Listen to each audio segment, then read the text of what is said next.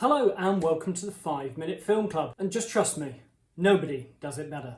After a 3-year absence from the screen, Roger Moore as James Bond made a spectacular reappearance with The Spy Who Loved Me, released in July 1977. Based on an Ian Fleming title, but not necessarily the novel. In fact, there was some kind of legal issues around them using the novel The Spy Who Loved Me. Basically, just because Ian Fleming didn't like it very much. So they had to come up with their own new story. So the movie The Spy Who Loved Me revolves around the exploits of Carl Stromberg, who is so angry about what man is doing to his beloved ocean that he plans on nuking the land and setting up a brand new civilization under the sea. The world's best spy agents are put on the case, with Bond this time having to team up with a Russian called Anya Amasova, or Triple X for short, to try and foil Stromberg's plan. Essentially, this film is a retelling of You Only Live Twice, except underwater rather than rockets in space. It makes a lot of sense for the Bond films to go back and look at past successes when things like The Man with the Golden Gun wasn't that successful when it came out.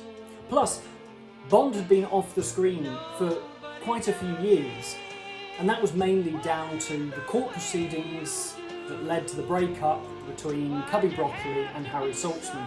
Over that long period of time when nobody could really do anything, the film lost its director. Guy Hamilton walked away from the film. He got bored of waiting, essentially.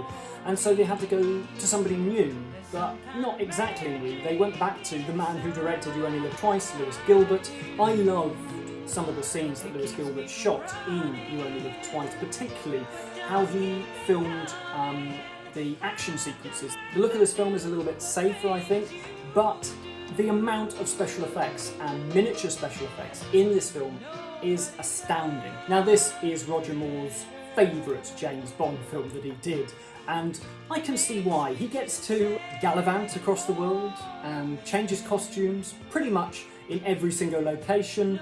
Yes, he has a whale of a time making this film. It's also the first time that you get Roger Moore feeling like the Roger Moore you know that is James Bond. It's so different from Sean Connery.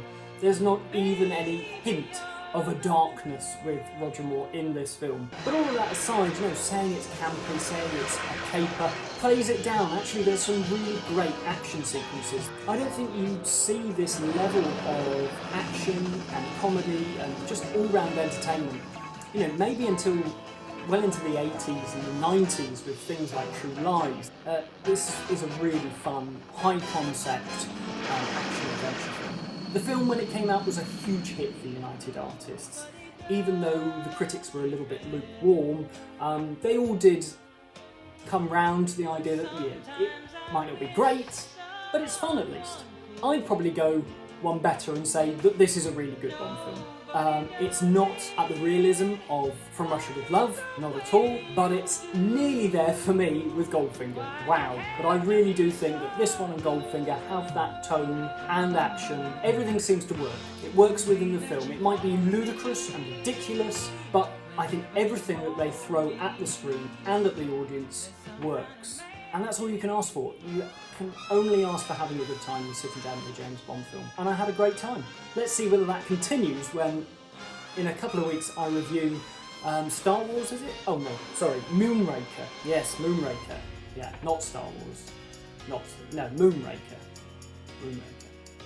But until then, thank you very much for watching, and goodbye!